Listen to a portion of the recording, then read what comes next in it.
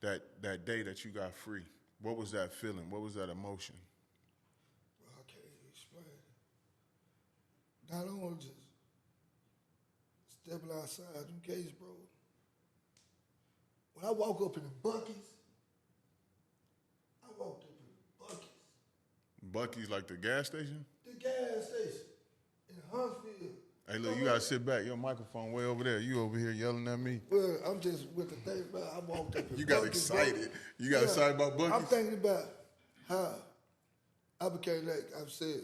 I made history in prison. I went from a level 3 ag said to officer ball. Yeah. That was unbelievable. You know what I'm saying?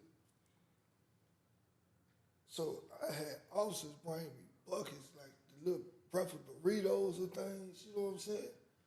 And I ate at Buc-ee's before. Ate stuff that come from Buc-ee's. But to be able to walk inside Buc-ee's, that's the first store I went into in 31 years, bro. I walked up in Buc-ee's and seen all the different, I'm talking about drinks, chips, cookies, candy. And my homeboy said, man, get what you want. I said, nigga, I can't get the whole store. This didn't look like the commissary store.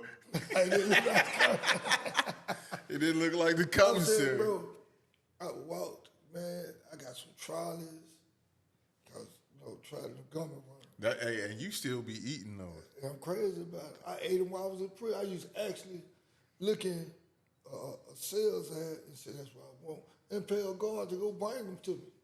Back to the top of the story what you was talking about. Yeah. Yeah. So, to actually go into that store, bro, I can't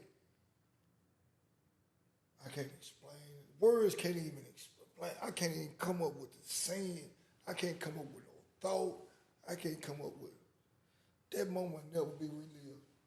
Nah, it can't be. That's one of them moments that, like I said, I'm gonna make sure I get that picture from you because I want people to see this moment that a man that never thought that he was gonna get out of prison, a man that spent so many years in solitary confinement, a man that went to the lowest of the lowest in prison.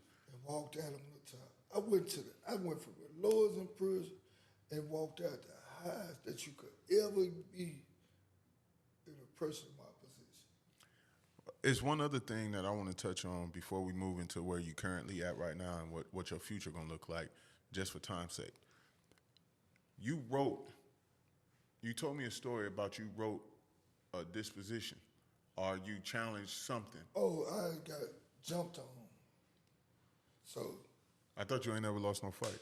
Huh? I thought you ain't never lost no fight. Not one-on-one. I lost some fights, though. But not one-on-one? Man, Floyd Mayweather got whooped till he started winning. He had to perfect his game. So this fight you got. When he started counting, I was in handcuffs. They told me up, man. Yeah, so tell that, because that was kind of, I hate to laugh at it, but that was funny as hell when you told me. Yeah, man. I was in solitary confinement, so I asked to do, I said, say, man, I'm going to pay you $50 to write a grief. He said, nah, man, I'm going to give you $100. Nah, man. I'm going to give you $500. Nah, man, I'm going to give you $1,000. Look, I spit it out my mouth. I said, man, look, I want $100 bills, man. I'm going to give you $1,000 to write this grievance for me. Dude looked at me and said, nah, K.White, man, I'm tired of it. He was illegal. He was what they call a rent writer. So he said, nah, man. I said, man, I'll tell you what, man, I'm going to give you $50. Just go give me the grievance. He brought me a grievance. I ain't never wrote nothing in my life in pencil. Nothing in pencil in my life. Said when I was in elementary school, I always wrote in pen. Man, that man brought me a pencil, bro. Pencil about that big. And I just told the truth. What happened? I turned that grievance in that Monday night. Whatever. I turned it in that night. Bro, that morning, about 8 or 9 o'clock that morning, I got that grievance back. That was unheard of. I got it back before mail called. I said, man, what is it? I said, no, look. They said, if they will be punished, it will be handled accordingly. Wow. It's real.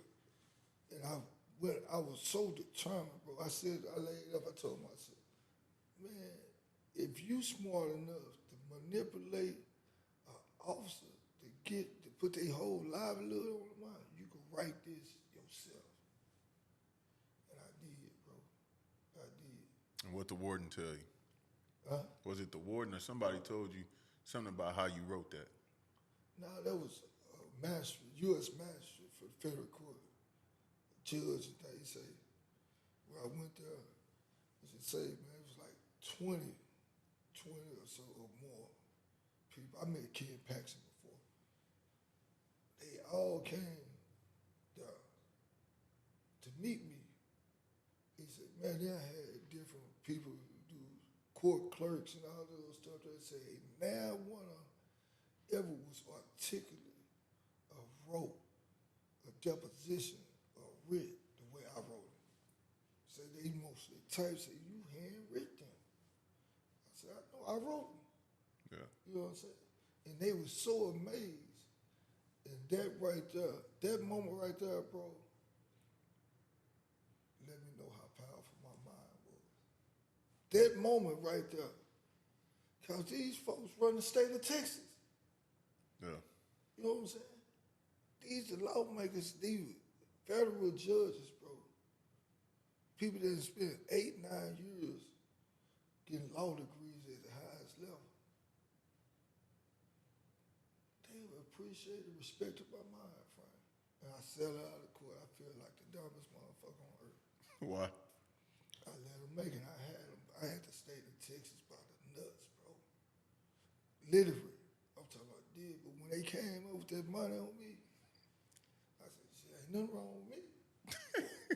That nigga frame of mine kicked in. You know, I hate to say it, but black folks are selling for less than getting the most.